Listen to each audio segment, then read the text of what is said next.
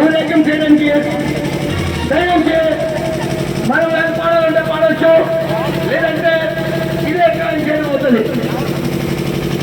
మీ అందరికీ తెలిసే మనం ఎంత ఘనంగా పూజ చేస్తామో అలాంటిది ఈ లడ్డు ఎవరింటికి వెళ్తుందో వాళ్ళ ఇల్లు సుఖ సంతోషాలతో అష్టైశ్వర్యాలతో ఆరోగ్యాలతో సుఖం చేయాలని కోరుకుంటున్నాము. అలానే